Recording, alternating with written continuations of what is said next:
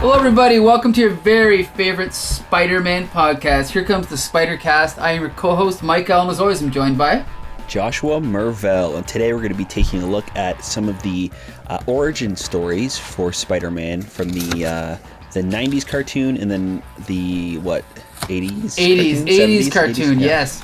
Spider-Man and his amazing friends. That's right, the one I grew up with. And as usual, we have G.I. Jolie returning. Oh, brother. Oh, here we go. I was muted. Hi. Hi, Jolie. And also returning this week is Bex Luther. Hi. You were like, do you want to watch cartoons for me? And I was like, absolutely. I'm here. Always. And we have a very special guest this week. Someone I've known going back all the way to high school, actually. Paul Butterworth. Hello. Thank you for joining us, Paul. You are currently residing in what city is it again? Well, now I'm back in Windsor. Oh, you're back in Windsor. Okay. Yes. But you've lived many other cities throughout the past couple decades, right? Yeah, my wife and I moved back in 2017. Before that, I was living in Shanghai for 4 years. Wow. And then before that, I was in Trieste, Italy. And before I was in Trieste for 4 years, and before that, I was in Suwon, South Korea for 3 years. Amazing.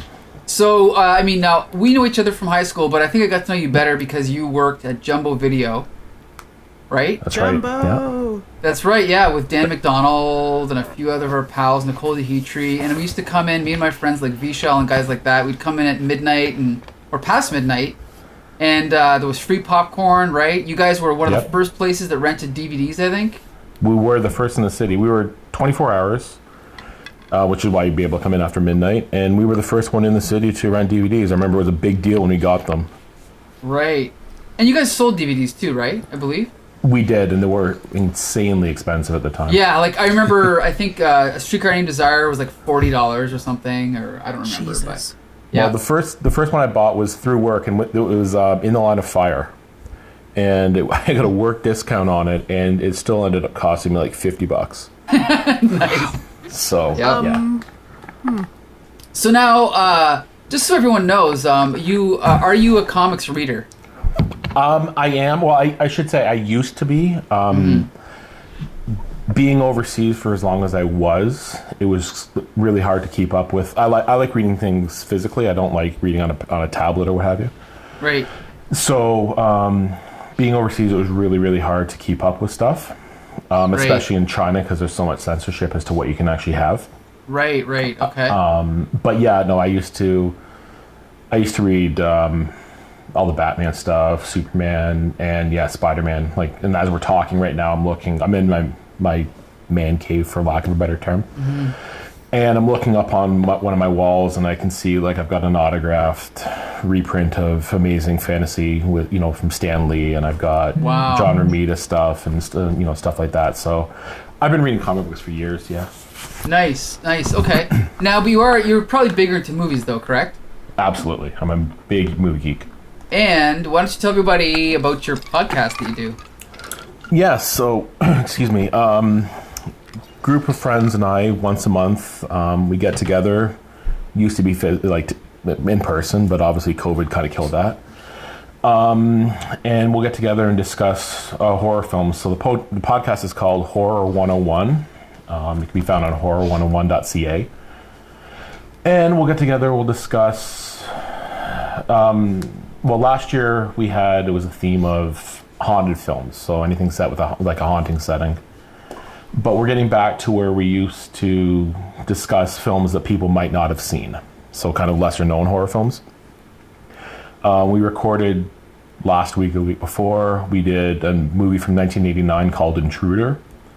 Okay. Which nobody has ever seen. It was kind of the group that made Evil Dead. So Sam Raimi's in it, Ted Raimi's in it, Bruce Campbell's got a cameo in it. So that's the kind of stuff we're going back to focus on again. Right. Okay, cool. Yeah, so we'll definitely put the link for that in the episode description. Now, so in the past, few years, I've really only run into you a few times. We had a movie night at Fog that you came to once.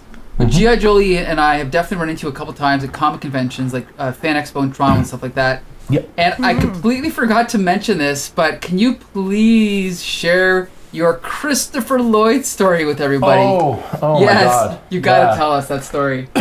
Yeah, it's actually funny because I'm staring at my Back to the Future poster signed by him right here. I don't remember what year it was, but my friend and I, we would, at the time we were staying at the Intercontinental, and I guess that's where he was staying. And so we were coming down from our room, and the hotels there at the time, you needed a key card. You needed to swipe your key card to go to the gym or go to the bar. There's like a bar somewhere in the middle section of the hotel. So my friends and I are in the elevator. We're going down to the lobby. He gets on, and he stands at the door, and he's pushing for to go down to either the bar or the gym. I can't remember which one it was. And nothing's happening. The button's not lighting up. He's just pressing it and pressing it. So my buddy leans over, and he says, "Oh, you just have to swipe your key card." And we knew who he was, but we don't want to be those people like, "Oh my God, right. we're in the elevator with Christopher Lloyd." Yeah. So, but we were obviously decked out because we were going back over to the con. So my buddy had, he was actually carrying a comic book, the cardboard case, where you carry all the comic books in. Sure. And I had like a poster tube or whatever on me. So, yeah, my buddy leans over and says, you need to put your key up there, press the button, and it'll bring you down to where you need to go. And he looks at us, and he looks down at the keypad again. He looks at us, and he goes, I don't need a bunch of fucking geeks tell me how to use an elevator. Oh my God. Yeah.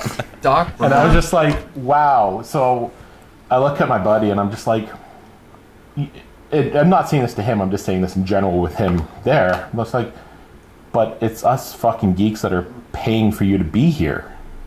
Like, right. Get over yourself. Fucking Fester Adams. Like, get over yourself. And also, you did just need to tell him how to use the elevator. Wow. Well, there's that too, right? Like, he could have just been this doddering old man who sat in the elevator until he figured it out. But no, we were trying to be nice, so. Jeez. Excuse you. Wow. Yeah. So what was his reaction? What, when I said that? Yeah. He just kind of huffed and puffed and then just stood in the corner of the elevator. Oh boy, that was an awkward elevator ride. Well, it's just like, it's like, so this is an awkward story, but it's like, well, now I've got this story to live on for the rest of my life. Like, I can tell it anywhere. Somebody asked me my worst experience with a celebrity, like, that has to be one of them for sure. Right. Oh, that's too bad, eh? Never meet your heroes, right, Becca? Anyway. Huh? Nothing. Okay, so now we're going to talk about Spider-Man and his amazing friends. This is a cartoon that I've talked about many times. I grew up with. I love it. Paul, did you see the show when you were a kid? Not this particular episode, but the series? I did. I don't remember too much of it. The one that I watched most of all was the one that everybody remembers, with the theme song and all that. But no, I definitely watched this one growing up. Awesome. So today we're going to compare the depiction of Spider-Man's origin from in the 80s show, Spider-Man and His Amazing Friends, as well as and we're going to compare it to the 90s show. And so I'm just going to quickly summarize what happens in the episode from the 80s. It's called episode 15 or season 2, episode 2, depending on where you look it up.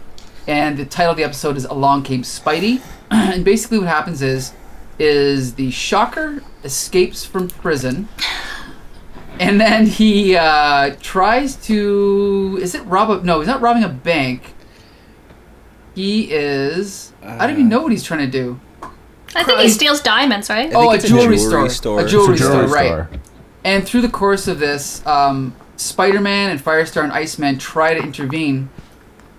What ends up happening is the Shocker actually he breaks like a part of like the ceiling, and a piece of the debris falls down and hits Aunt May, which hospitalizes Aunt May. And so Peter Parker feels really guilty, and so he goes up on a roof with Firestar and Iceman and basically tells him that he's ready to give up being Spider-Man because he feels responsible for what happened to Aunt May, blah blah blah. So this gives him an opportunity to explain to the Spider Friends how he became Spider-Man. And so we flash back to, his high school days as Peter Parker, and we get a rough adaptation of what happens in the comics where we see Peter Parker as, he's a nerd, he's a science nerd, he gets bullied by Flash Thompson, He's got asking girls out to the prom. They're turning him down. But he gets along, his uncle and aunt are really loving and blah, blah, blah, just like in the comics. He gets bitten by the spider, gets his spider powers, and then we get the classic scene of him going into the wrestling match with Crusher Hogan. It's exactly like the comics, He has the opportunity very soon after to stop a robber or a thief or whatever you want to call him from robbing someone. It's exactly like the comics. He has the opportunity to trip the guy, but he doesn't. And he's like, hey, I'm only going to worry about number one. That means me from now on, right? And so then Peter Parker goes home. He realizes, he discovers that Uncle Ben has been shot and killed, which they don't say it, but you read between the lines because it's the kids' show, but that is what's implied. And then he, tracks the killer down to a warehouse and webs him up. And then basically we flash back to the present, and the Spider Friends convince Spider-Man he's got to keep being Spider-Man, so he does. So they go and they take down the Melter, and that's pretty much the end of the episode. And so, Paul, you are used to being on a podcast, so we can start out with your reaction. What was your reaction to this adaptation of Spider-Man's origin? Well, first thing, I love the animation stuff back from that time. Right. Especially, I know, kind of jumping ahead a little bit, but especially in comparison to like the 90s style where they're trying to put the element of the CGI into there.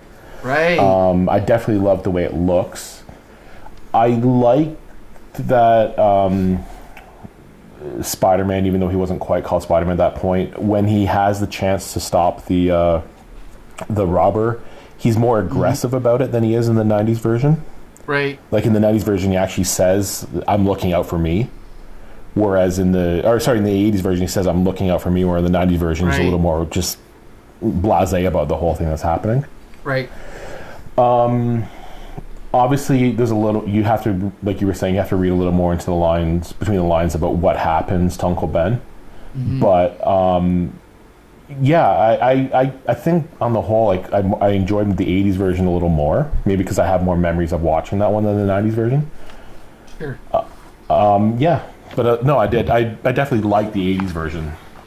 Interesting. So would this entice you to want to go back and watch more episodes of this series? Oh, absolutely. I'm trying to get my son into watching it, actually. Excellent. He doesn't quite have the attention span yet to watch a whole like half an hour episode yet, but right. He loves the Spider-Man shorts that are also on Disney Plus, so we're trying to get him into that. Very cool. So Bex Luthor, I don't remember, have you reviewed the 80s Spider-Man cartoon with us before? I don't know if I've reviewed it. I've definitely watched it before. Okay. Just because I can't remember what it was, but it might have been Teletoon or whatever when I was really, really young. And they used to play all of those like older Marvel animated, like the Fantastic Four one, the Iron Man one, all that stuff. So I've seen it before, but it has been a long time. And so watching it back as an adult, I don't have the nostalgia for this one as much as I do for the 90s one. Okay. So I'm sitting in my room watching it, kind of laughing to myself. And I want to share with you some of the notes that I made. Yes, which just include who gave Shocker the tech so he could bust out of jail. That's a cute dog. Iceman is an idiot. And then there's kind of a couple, like, just some blanks. So I'm just like, I don't even remember writing half this stuff down. And I'm just saying, why does Shocker break a water pipe in front of Iceman? That's stupid. And then two incredibly powerful superheroes fix the street instead of flying off after the bad guy. I like Shocker's voice. Blah, blah, blah. Oh, I forgot Uncle Ben's gonna die again. And then Flash is an alpha male. So I don't know where I am in the episode at this point. But Flash was definitely an alpha male. There's like a great scene where he just like slaps the books right out of Peter's hands, like just traditional bully style. Loved it. Yeah, I mean that's the comics, though, right? Like I think they got it pretty accurate from Amazing Fantasy 15. Yeah, actually. And then I ended the episode with saying, "Wow, Shocker really messes up that hospital." And what a sexist. And then I'm like, I just realized that Iceman is voiced by Freddy from Scooby-Doo. That's right. And then why did the episode end on a really long pause on Aunt May's face? That was weird. Like a really long pause. There's a lot of weird... No, you know what? I think I remember watching that going, they just saved $6,000, right? Like, you know, you hold them that one shot and now you don't have to animate any more cells, right? So, yeah, and I'm watching her now, she blinks like 5 times. Yeah, like it's not like just like, oh, I guess the episode's over and they cut, but Yeah, the video. it's not a freeze frame. Right. Or I'm like, oh, maybe it's like a weird Disney Plus thing where it just like they had to make it a certain amount of time, so they just like froze on that panel. No, she's blinking, she's animated. Totally. So I guess my main review for this one is like, it's a pretty accurate retelling of the original origin, but it's also like of the time too. It's like, oh, Sure. I don't know, it's really cheesy to me, but also at the same time a little bit endearing. I don't know how to describe it. Also Aunt May getting just wrecked by one piece of concrete and then she's in the hospital because she broke her shoulder. Like, all right. She's always been frail, right? She's always on the verge of death. But like at that level, she's just. And then I think I ended it with he says Spidey's back for good. He didn't go anywhere. Where did he go? He told them the story about his life, and then is Spider-Man again? So yeah. Maybe it doesn't hold up as well as maybe you would have hoped from just a narrative point of view. Fair point. Sorry. G.I. Julie, what about you? So crazy. All my notes are the same. Get out of my head. Yeah. I had pretty much the same point of like, okay, so Spider-Man, all it took for him was, you know, telling his story to his amazing friends, and then, okay, I guess he's not gonna quit. Well, didn't see that one coming. Like, okay. Yeah. But what about definitely not something I'd watch again. So what about the animation? Were you a fan of the animation style? Yeah, it was. I love 2D animation. Me too. Yeah. I'm not saying you don't. Don't ever accuse me. I don't know. I don't know what else there is to say. I mean, it's not like the most glorious 2D animation I've ever seen, but again, they're trying to save money clearly with that ending shot of Aunt May. I've just been confused this whole time. No, I haven't been confused. I'm just kind of mad about it, I think. Is that like, whose aunt is like 80 years old? All the time. Peter's. Well, maybe Yeah. she's his mother's older sister. I don't know. His really mother's older. oldest sister? Yeah, maybe. Like, it's crazy how old she is. Yeah, I guess he's supposed to be. If he's around 15, then she looks like she's like 80, which doesn't quite add up, right? No, and it really is kind of ageist. You can tell that every depiction of Aunt May up until now, up until Spider-Man: Homecoming, like the Tom Holland Tomei. Spider-Mans, you can tell that it has affected the fan base based on how they reacted to Marissa Tomei being cast as Aunt May. Like, what is so unbelievable? Like, I'm an aunt. I'm 37. Like, it's so unbelievable that his aunt is a dime piece. Like, anyway. No, but based on the comic book, she's always been portrayed as frail and white-haired, so it has nothing to do with ants in general, right? It just has to do with how she's in the comics. But I find it weird that, like, you know, sorry. She's just so matronly that it's bothersome. I was gonna say, only the internet could get upset about Marissa Tomei and high-waisted jeans. Like, excuse me. Only the internet and me. Okay, so Sorry, can I Mike's just ask a question? line. Upset about that?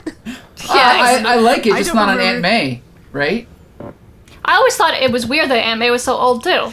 Yeah, Wow. I kind Like- of don't mind it. Like, I think that Peter can still have the same. Not that this is what our episode is about. Let's just talk but about it. I don't. I feel like he can still have the same problems with Aunt May, with her being young or old. Like, I don't think that her being old is like a character trait of hers. I would It's- argue, but if you go back and read the stories, she's literally having a heart attack every 3 weeks. So I think suppose so. I think her frailty If you really is part want of her that in your character. Spider-Man movies, I guess you can make that as an argument. But I do. Yeah. Okay, let's. Oh, go Sorry, ahead. can I Joey. just quickly ask a question though? Yeah. Have they ever explained exactly how like she's Aunt May, but how is she related to Peter? Like, is she legitimately, what side of the family is she from? You know, that's a good question. I Peter's believe she's his mother's sister. Did you know, I Josh? thought Uncle Ben was his father's brother. Oh, Interesting. So, you know what? Go ahead. I was just kind of wondering, like, something was mentioned before, like, how old is she to be a teenager's older aunt? And that's what I was kind of figuring out, like, what is her relationship? Obviously aunt, but how does that play out? Yeah, and also on that note, if we do want to reel it back and bring it back to this episode, the fact that concrete fell on her, like a building fell on this woman, she should be dead. Yeah. If she is as old as they're telling us she should be dead. Mm-hmm. That's all. well, That would have been a short episode. Yeah. So, in any case, Josh, what's your take on this episode? I've been trying to get you into this show for a year and a half now. Did this do it? How's that going? Here's the thing. I don't have the nostalgia behind this because I grew up watching the 90s one. This one is definitely of its time. It's really charming and fun. I enjoyed watching it, but it's not something that I'm going to go and seek out. And again, I think it's because of that nostalgia thing. I think that the animation, again, is really fun. It's actually pretty good for 80s cartoons around this time. Like, comparing this to Transformers are like, well, I mean, they are robots, but the animation itself is extremely robotic and the characters don't move. In this one, in this one, it seems like they move quite a bit more, but the animation is really jarring at times, and you can really notice that it's a little stiff when they cut to the reuse stuff, because the reuse stuff, is the stuff that they use in every episode. So they are able to use those same cells for every episode. So there's like shots where Spider-Man is like jumping off of a building and swinging, and it's fluid animation. It almost looks like it's animated on ones or twos.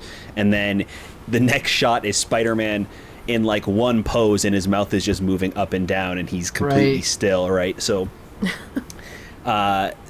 again, though, it's fun. I don't hate it for that. I don't dislike that either. But it's definitely, it definitely adds to the charm of it, and the story kind of reflects it too. Like it's not as much of an intense story as the one from the '90s, the origin. And I mean, what else can you really say about Spider-Man's origin? We've talked about it plenty of times on the podcast. Right. This story has been told so many times. I feel like I really don't have anything to say about it. I don't even think that they really came up with a clever reason for them to have to retell the story. Yeah, like it's okay.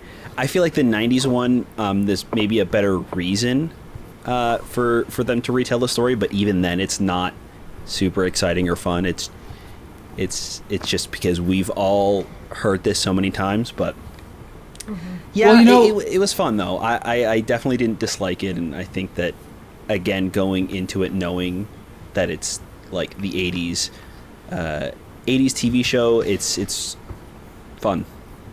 You know, here's the thing. One thing, the Sam Raimi movie, I loved, like the first one, I loved it. But one thing is when Spider-Man has the opportunity to stop the robber, let's be clear, he does not hesitate because he's arrogant. He hesitates to get back at the wrestling promoter because the wrestling promoter screwed him out of money. So it's almost like the movie kind of was a little bit softer. And this cartoon episode, for a kid's cartoon, actually copies the motivation of the comic book, which is, no, he's just being a dick. He just doesn't care, you know? And so I actually think that this is, in that regard, is a little bit stronger and definitely closer to the comic book. So I want to give it extra points for that. I actually think the opposite. I think that the whole thing of even though he has the power to do something, he should do it, right? That's the whole thing. So even though that guy screwed him over, that doesn't mean that he shouldn't be helping or saving him. And I think that comes back into play later on with Green Goblin, because he has the power to stop him instead of just killing him, and he's trying to do that because he knows that it's like this father figure that's been with him for a really long time with Norman. So you think the movie origin's an improvement? Yeah, I think so. I think that having him kind of take vengeance and purposely not using his power to be vindictive and like get payback is stronger than just like, I don't care. Okay, could be, yep. But not that either of them are bad, but right. Now here's the thing. One quick note: different episodes were done by different studios. So I've obviously rewatched the entire show because that's what I do. Right. This year in 2020, and some episodes are definitely better than others. Some are pretty bad. Some look more manga-esque, anime-esque, and some look more American. This episode's kind of in the middle. This was maybe like a middle ground episode. There's some that are better, some that are worse, but overall I definitely like the animation in this one.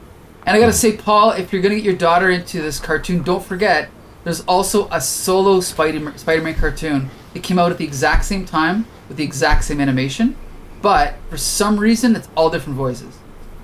Interesting. And it's also available on Disney Plus. It's just called Spider-Man. Is it the 81 version?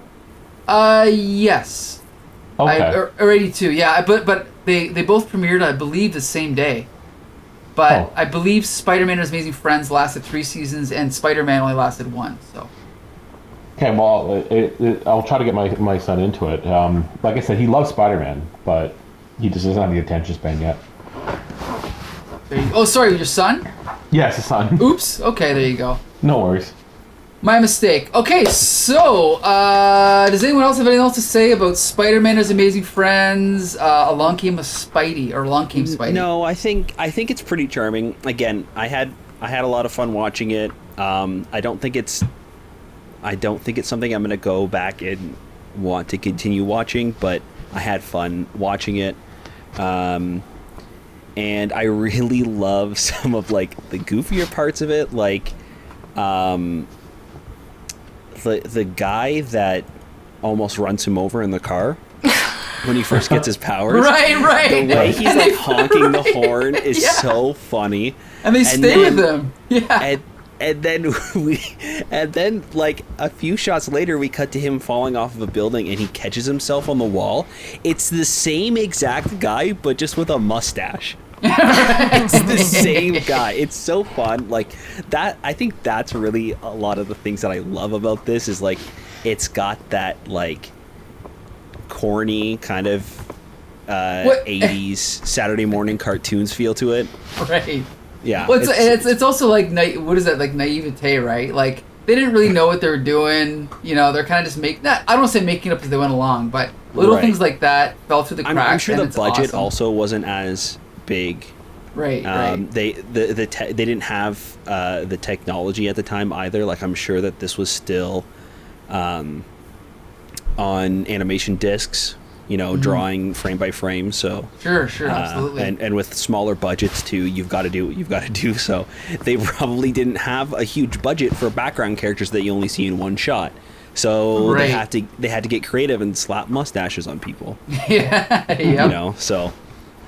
White guys all look the same anyway, so.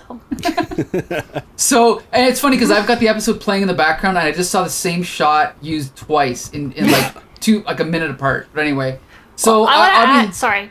Go ahead, Becca. Yeah. I just want to say another like really corny part that I did enjoy though was when they're all in the back alley and they have to like put on their superhero personas, and you have like Iceman and Firestar, and they like do their Sailor Moon transformation, and then Peter's just pulling on pants in the background. That's my favorite part of the episode. I also love that Iceman's got to encase himself in a giant ice cube. Oh, I love that. Every time to transform and then break out. It's just like it looks really cool. I'm just sure it's super annoying having to do that every single time. Like, what if he has to do that in his apartment? Does he have to clean up all the water afterwards, like every time? I was waiting for that. Constantly got towels. Just laid 3 about his X-Men apartment. movies. I waited for that, and they never did it. But anyway, so I'm watching more. Paul's watching more. Josh, well, you're not watching more. Becca, are you gonna watch more episodes of the show? Nah, I got 90s Spider-Man, man. Ooh, that hurts. Yeah. G.I. Jolie, are you gonna watch more episodes of this? I'm going to continue to sleep on that one. That means So no. See, Sorry, Mike. I've already rewatched the whole show, and I could start again tomorrow. I just love this show, and I love the theme song. I gotta point that out. I love the theme song. we'll talk about theme songs. Yeah, because this theme song is the basis for the Comic Book Syndicate theme song, but we'll talk about that later.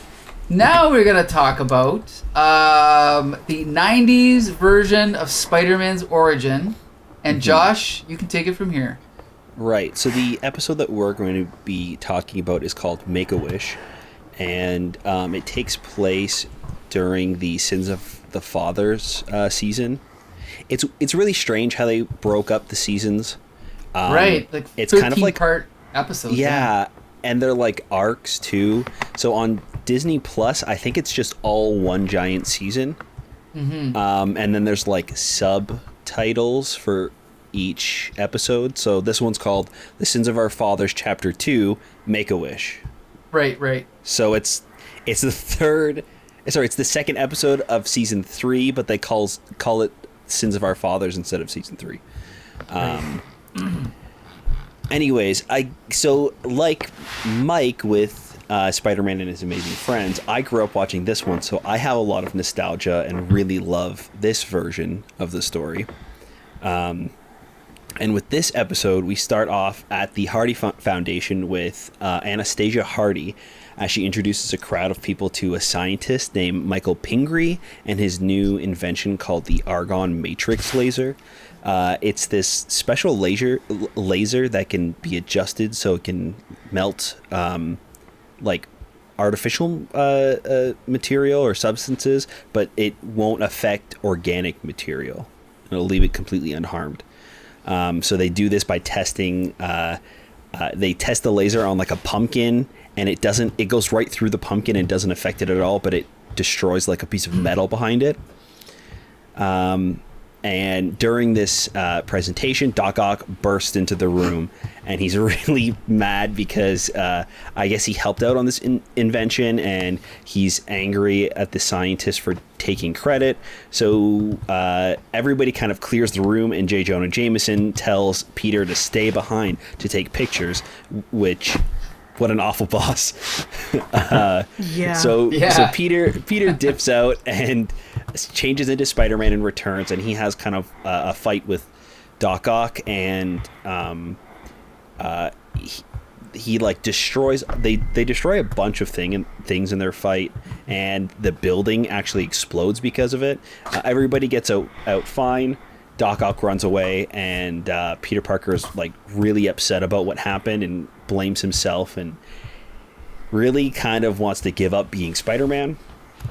Later on, we see Peter go to the Daily Bugle, and J. Jonah Jameson and Robbie Robertson are there, and they're kind of arguing about Spider-Man being a menace, and that just kind of pushes Peter further into wanting to quit being a hero.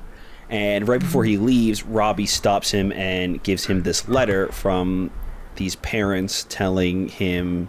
he asks him to give it to Spider-Man because Robbie thinks he knows Spider-Man, which he does. And the letter is just pretty much saying that their daughter is sick and not doing well. And she really loves Spider-Man, and she would like to meet him before she dies, essentially. Mm-hmm. So he kind of disregards it, and he crumples it because he's down on himself as Spider-Man and doesn't believe he should be a hero.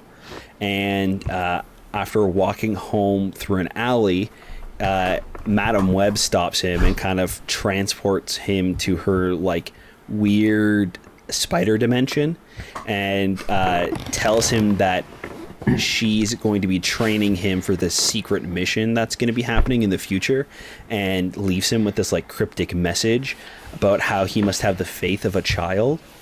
And because of that, he's like, okay, maybe I should go meet Maria. So he goes there, and they start talking, and he pretty much tells her his origin story, and that's where we see the origin of Spider-Man and how he gets his powers from the spider bite. And again, the same things happen, like Mike was saying before with the first episode. So he pretty much says, and anyways, I'm quitting being Spider-Man. See you later, kid. And she convinces him to bring her out for like one last swing throughout New York before he quits being Spider-Man. Right. And then we catch up with Doc Ock and the Kingpin. So Doc Ock is working for Kingpin, trying to stop and kill Spider-Man. And he sends out his Spider Seekers to find Spider-Man. And he uses his new, like, Robo-Octo Dog. And that's, like, being mind controlled by this, like, crown that he has on.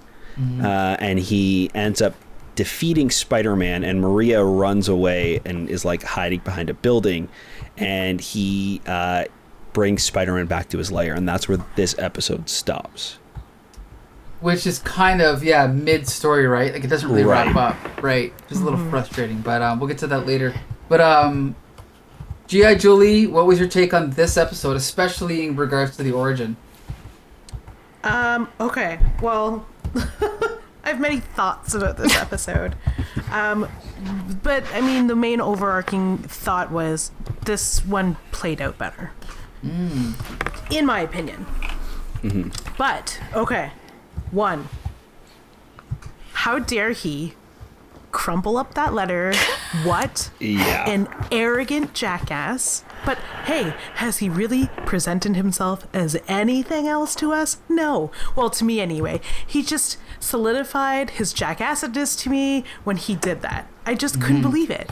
It's like, buddy, you're a kid too. This kid is dying. How dare you? Also, two, Jesus, Madam Webb. Like, did you ever come in at the right time? And two, who is she? She's fabulous. I don't know anything about her, but I like her. And like, how does she get into Peter's head? Why is her face appearing in alley walls? Like, I don't know what her connection is to Spider-Man. I've never. Well, that's not. This is only like. Well, a you half played Quest Pro. Yeah. I was going to You bring should up know that who game. Madam Web is. She Well, looks you exactly can't- the same. You can't. It's the exact same in that game as it is this. You can't scream at her. You can't run from her. You can't yell at her. You definitely can't kiss her. Because she just has no answers for you at all. But anyway, she gets into his head though, which is lovely, and then it cuts to this little girl in her room, which is so sweet. One, confusion. She's like, oh yeah, my name's Maria, but you can call me, I wrote it down, Taliana. Something like that. Tanya? Yeah, why? Never I explained. think it's her middle name. Like it's Maria okay. Tanya Elizondo. Oh, it's just one of those really long. Okay. Yeah. Okay. Maybe she has like Colombian heritage and has like 6 names. Okay, that explains it. But one, it cuts to Spider-Man talking to her from within her room, and I'm like, how did he get in there? That's not creepy at all. And then, oh my God, why did he just take a child like that? After the story, because I'll be honest, the story is the same dribble that we always hear about. I don't want to hear about Uncle Ben dying again. Yeah. I don't want the origin story. The origin story has surpassed pop culture in its legacy. Yeah. Every freaking buddy in the world can tell you how Spider-Man got his powers and what happened to Uncle Ben. Yeah, but back then, it had only been told twice. But today, me Well, watching yeah. this Suppose so, show, but also at the same time, how many times has it been told in the comics? Not to mention, this is not the first time we see the origin in the show. Yeah. In this Exactly. show, in this the cartoon, 90s show. Yeah. it's not? Mm-hmm. No, it's episode like 2 or 3. Okay. They do talk about it a bunch. Well, if that's the case, fine. But otherwise, a kid watching this did not know his origin. Agreed. And I will say, I watched the next episode. Me too. And there is a reason. There's kind of a reason why he retells the story. From a Okay. writing standpoint, because Doc Ock hypnotizes him, and he loses his memory, and he's pretty much convincing Spider-Man to go around and do crime with him. do crime. That's what they say. Like drugs. He pretty much says the exact same thing, like exactly that. Doc Ock's like, "Come on, we've got to do some more crime." And he's like, okay. Spider-Man's like, oh, Peter's like, okay, I guess that's just what I do. So Like, no questions. Yeah, so it's up to like the girl to stop what's going on and bring Peter back and give him back his memories, and that's what helps him snap out of it. Is it great? No. It's not fantastically executed, but at least there's a reason for them to like retell that story, where I feel like in Spider-Man and His Amazing Friends, it was just kind of like a crummy excuse to retell the origin story. It's like, oh, yeah. Aunt May's in the hospital. Hey, let me tell you everything that happened before this with Uncle Ben. It's like, okay. Yeah, and I mean, I have no nostalgia for either of the two shows.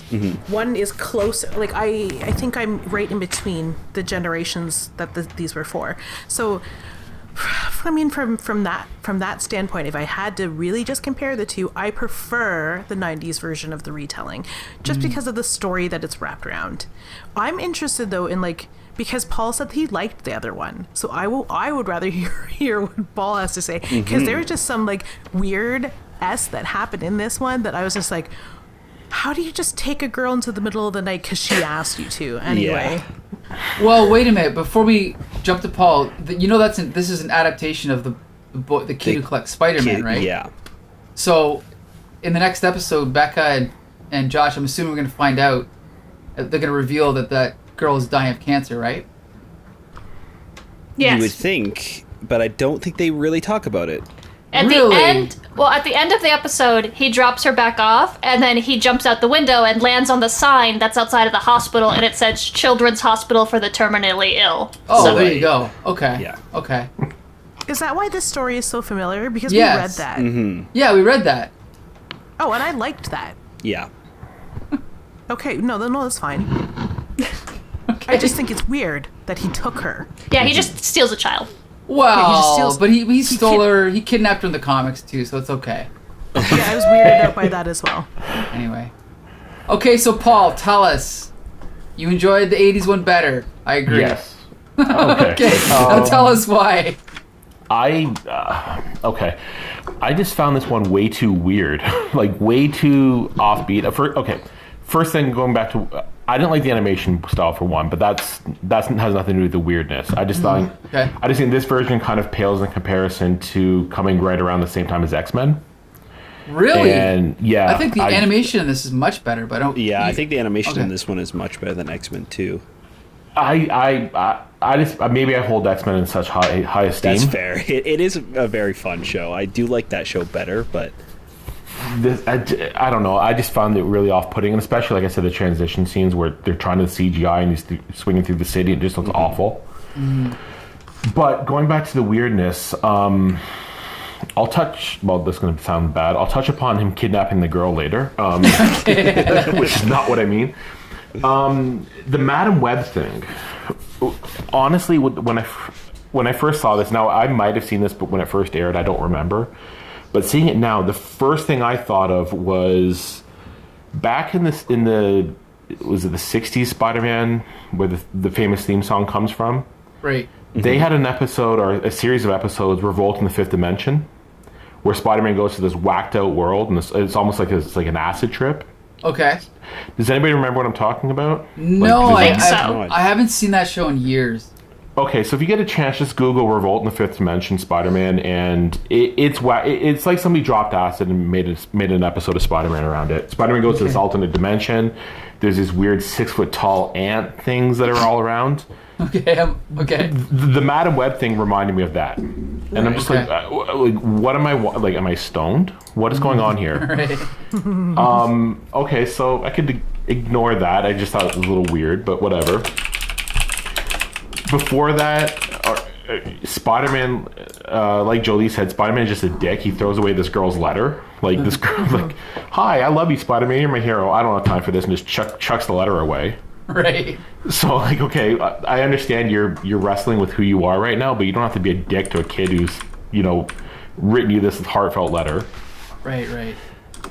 And then the whole kidnapping of the girl thing was just so weird. they have this moment of, it's almost like Superman the movie where they're swinging through New York. You know, Superman's taking Lois Lane through New York. Except now this is not an adult. This is a terminally ill child that he disappears in her bedroom. It was so strange. I couldn't find anything in it to like, except for the strangeness, which if you want to call it a likable point, I guess that'd be okay. But I just think the story was handled better in the first one, in the 80s version. Well, Becca, have you really said your piece yet? No, I have lots to say. Okay, go ahead. Unlike normal, when I'm very quiet and don't have anything to say. Okay. It's that was. Why are you laughing? It's not. Anyway. So like Josh, I watched the show as a kid religiously. I have not watched it since I was a kid and kind of forgot about it. And then I turned on the episode and the theme song came on and I almost started crying. I was like, oh my god! I remember everything about this show. This theme song, it slaps. The animation, I remember loving it so much. Especially as a kid, I loved the like transition to like the computer animation because I was a big fan of like shows like Reboot and stuff like that too when I was a kid. So that was like super nostalgic for me too. And this show has one of my favorite quotes of all time in it. It's when he's fighting Tombstone, and Tombstone's like, why don't you come down here and fight like a man? And he's like, well, why don't you come up here and fight like a spider? And I'm like, I can't wait till I get to this episode. Yeah, that's solid. That's the thing in this series, and maybe not so much in this episode that we watched, because then I watched the episode after, and then I was like, I'll just go back to the first one, and I've been watching it in sequentialness since then, so I'm like halfway through now, almost done. That the writing in this, Peter is so funny.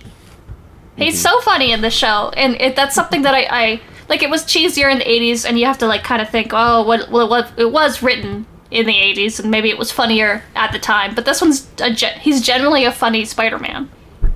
Right, you're right, and that's not every version gets that right. Like this one is genuinely funny. You're right. And I mean, he does just show up in a little girl's bedroom, which is also just pretty funny. I do have some notes as well, because I was like, I'm gonna forget exactly what happens in this episode. And my notes just consist of, wow, Peter's a dick. Oh my god, I forgot Madam Webb was in this show. I love Madam Webb.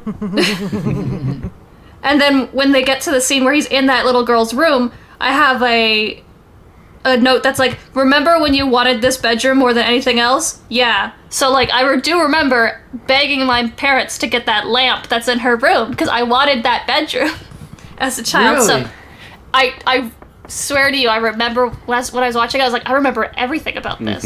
It was so bizarre. I must have like, every kid has like those 4 or 5 shows that they watch, like, and like your parents just put it on whenever because it doesn't matter, and you'll just sit and watch it over and over and over again. Right, and this is one of mine. This and Gem. It's 2 very different shows. Oh, I love Gem. Yep. I'm the same way with this show. Like, whenever it was on, I was watching it, and then I also had DVDs of like sets of episodes. Yeah. So they would actually like release them in arcs. So there was one called Spider-Man versus Daredevil, and it was all of the episodes where Daredevil guest starred, and like Peter was on trial, I think, at the time, and there was like a big story with Kingpin, and then there was another one with the Green Goblin. So it was all the Green Goblin episodes kind of compiled into one, and this was in one of the sets, and I remember watching this episode in particular pretty often. So this one I knew quite well. Yeah. Nice. So it's interesting because like in this show too, they make references to the wider Marvel universe all the time, and nothing is like spoon-fed to you. Like, even though the first couple episodes they like do like a very, very brief recap of his origin, everything else is kind of like, he's already Spider-Man, he's already Peter Parker, his life is established, and you're just kind of watching it, and you have to like just go into it. And in the early episodes, a lot of it is pretty much the origins of his villains, more so him. Yeah. So it just, I don't know, they don't tell you anything. He's just like, that first episode, the episode that we're talking about, it's like, oh, Madam Webb's there, yep, crazy spider dimension, and we're out of it, cool, anyway, moving on. And you're like, what's going on? Oh my god, what's going on? And you don't find out for like 20 episodes. Right. It's all leading up to the series finale of the show. So Madam Webb is kind of like the Nick Fury of this TV show, where she keeps popping up and giving Spider-Man these different missions, pretty much preparing him for Secret Wars. Yeah. This So show's Madam version Webb of and- Secret Wars. Right. So Madam Web and like the Beyonder, I believe it is, team up, and they, instead of bringing in a bunch of like heroes to fight each other, what they do is they bring in a bunch of heroes to fight this like war that's going on on a different planet. And I think it's like a version of like a Carnage type of army, and he has to team up with like Human Torch and the Fantastic Four and X-Men and Iron Man and Cap, and like everybody kind of comes together to team up. And then I think even like a bunch of different versions of Spider-Man, like alternate dimension Spider-Man, show up and they all fight together. Yeah, that's like Spider-Man. Like, I think this was my introduction to 2099, right? I'm pretty sure he's in the end of this. Yeah, I think so. It's just like this show, watching it again as an adult who's now read a lot more Spider-Man comics than I did when I was a kid, it's pretty accurate in 20-minute episodes meant for children. I just... And then, if we want to go back to like the origin part of the episode, did anyone else notice that it's the almost frame for frame exact version of the Spider-Man and His Amazing Friends one? Yeah, well, it's yeah. very It's like the close. same coloring too. Yeah. It's been a while since I've read like the origin in the comics. Sorry, Pretty damn close. Let me. We've definitely read it a lot in the comics. What I mean is like the original origin. Right. So I wonder if they actually took those panels from the comics and just pretty much animated them. Because these two versions look extremely similar. Yeah, I agree. They were both very close. It was nice to see. Like, even the Mark Webb Amazing Spider-Man movies didn't get the origin this accurately, you know? Right. Anyway. This show must have taken a lot from just directly from the comics, because like if you think about it, like future Spider-Man cartoons will have their own like costume designs for certain characters that get involved. Like when you go into later like Superior Spider-Man or Spectacular Spider-Man, like Green Goblin looks a little bit different. Like his design is an original design for the show, whereas in this one, everyone's kind of comic book accurate. Except Dr. Octopus. They gave him that armor, right? Yeah, I guess. Yeah. But bowl cut though. Right. They even talk about the guy who created Scorpion. I can't remember his name. The scientist that is hired by J. Jonah Jameson is the one that is there doing the experiment on the spider. So Really? even that Okay. is like tied in with him like testing on insects. He later comes back and does the origin for Scorpion as well. So like they are really like everything is really thought out. I think in this one it feels more connected, and they have like a story that they're telling. Like it almost feels like the comics 2.0, where they took everything that was really great about the comics, and when it didn't work continuity wise, they kind of rewrote that and made it work for the show. Yeah, I definitely agree with that, but I think if you compare these two episodes, at least the 80s one was a done in one episode, whereas the 90s one, it's like, oh, let's throw in all these other subplots, plus Madam Web, plus we're going to have the origin, plus we're going to do a bunch of other stuff. And the biggest... I do like the 90s Spider-Man. I love the animation and the writing, but the one criticism I've always had is it feels very rushed. Did anyone else get that feeling that they were trying to cram way too much and the editing was actually like too fast paced? Paul? Yeah. Yeah, I can kind of see where you're coming from. I don't really know if I found that kind of a drawback. Okay. But I can kind of see where you're coming from with that. Yeah. Sorry. No, go ahead. I was just going to say, like, I think you kind of touched a little bit on something else I disliked about this particular episode, is that it's not a one and done kind of origin story. Like, it does kind of continue into the next episode, which you're talking about. Like, you see Spider-Man on the signage for a children's hospital and that kind of thing. I don't necessarily understand why that story had to continue further. Yes. I don't fully understand that, but Well, and I just gotta say quickly, they could have kept all these other subplots going, but that subplot with the girl, they should have resolved that in this episode, right? Absolutely. yeah, it made no sense anyway. to carry it over. No. The next episode, she is the focal point of the entire Yeah. episode too. Okay, okay. She steals She's a the main cab, character. Yeah. and like steals her a and this cab? her and this cab drivers go and save Spider-Man. The thing is, though, in the comic, in the comic, the kid who collects Spider-Man is a half comic book long. It's not even a full issue, remember? So I just think that Yeah. I don't know if that makes it any better to spread it out over 2 episodes. but- They don't go over his origin anymore in the second episode. It's definitely Okay. just with this one. And I will say this entire show, not just the episode, is more of like an overarching story. So there's a lot of times where, just like with the Venom story, that was told over 3 episodes, like we reviewed before. And that's kind of a pattern throughout this show, is like it's a few episodes to tell an arc, just like in the comics where it's a few issues to tell a story. Where the 80s Spider-Man is very episodic. The story that starts at the beginning is resolved by the end of the episode in 22 minutes. So in this show, when they do have a larger story that they're trying to tell, they do spread it out over multiple episodes if they need that, if they feel like they need that time. I'm not saying, and that's definitely also personal preference too. So I don't think that it's necessarily always going to be good because it's longer. We know with reading Peter Parker and the Spectacular Spider-Man so much, we know that longer doesn't always mean better. Good Right, point, stretching good out point. stories. So, yeah, this is definitely a pattern with this show in particular to have a story reach through multiple episodes.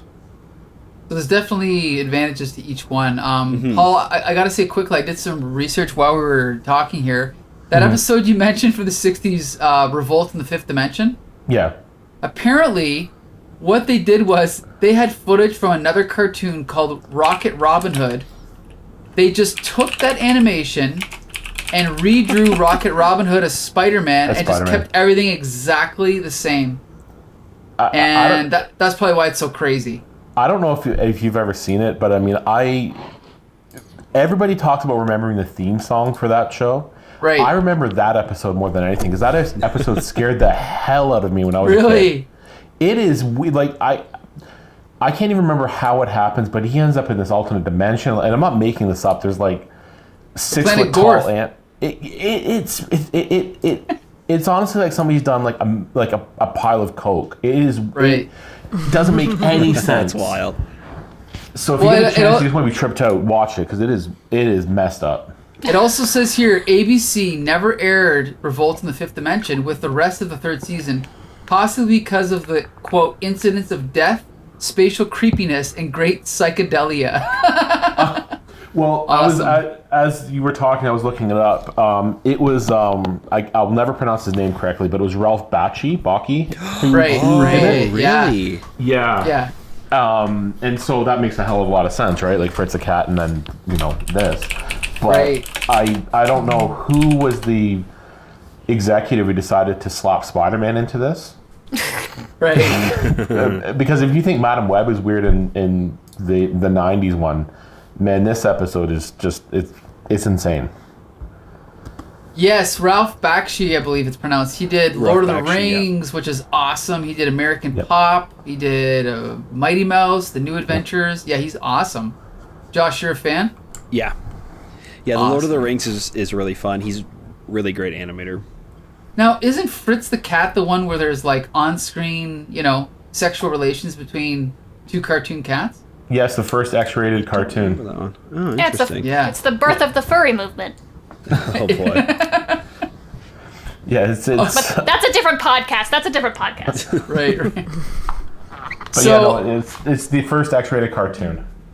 I will, we're gonna have to create a whole new podcast dedicated to just that stuff. But anyway, Just specifically X-rated cartoons. yes, specifically. So yeah, overall, these are both remarkably accurate adaptations of Spider-Man's origin. Probably, in my opinion, still the best origin of any superhero. But that's just me. I love both of these shows. As I said, I've rewatched every episode of the 80s ones, and I'm in the process of rewatching the 90s ones, and we are also in the process of reviewing them. We kind of jumped out of order for this one, but just so you guys know, we will be reviewing the Hobgoblin episodes soon. So that'll be coming up, I don't know, in a few weeks or so. I just watched that. Oh, well, maybe you can join us then. Yeah. And Paul, we'd love to have you on again to do some comics. We're going to have you on sooner, but we hit kind of a rough patch of comics for a while there, so I didn't want to waste your time reviewing bad issues of Marvel Team Up, so we had you on a cartoon episode instead. Well, I appreciate that. Thank you. But my time is okay to waste? Yeah, your time is fine. We don't mind Thanks. wasting that. Yeah. So yeah, once again, we'd like to thank G.I. Jolie and Bex Luthor for joining us, as always. Never meet your heroes. And we definitely want to thank Paul Butterworth for finally joining us. I love thank Jolie. you, Paul. Well, thank you for having me. All Hope right. to do it again. I think Paul's already gone. And I'm done talking about this. Gonna go watch the Revolt in the Fifth Dimension episode. No, I'm not doing that. No chance. I want to sleep And tonight. Josh, you can take it from here. Yeah, we also want to thank you guys for listening to the podcast. It really helps when you leave us a review over on Apple Podcast, or you could drop us a line on Twitter at HCTSpidercast. Please let us know what you guys think about the episodes or the issues that we're reading and talking about. We definitely want to keep that comic conversation going. That's right. So until next Monday, Spider friends, go for it! I don't know if that's catching on. That's our new call sign, and we have to do it. Okay. And this will be my last episode. It was great talking to you guys. Forever. I'm packing up my dance hall horn and I'm painful. leaving. All right, whatever. All right, see you then.